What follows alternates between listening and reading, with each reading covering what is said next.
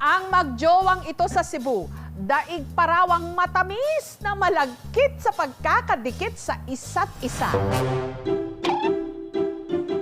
Kung hindi rin lang ganito ang jowa mo, salamat na lang daw sa lahat. Akala ko ba joyride lang?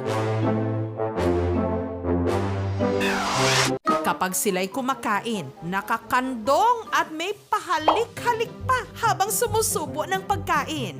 Akala ko bigas lang ang nagmamahal. Para naman hindi uminit ang ulo sa tambak na hugasin, si babae nakasampa pa sa balikat at hinihilot-hilot ang ulo ni lalaki. Shorter yarn.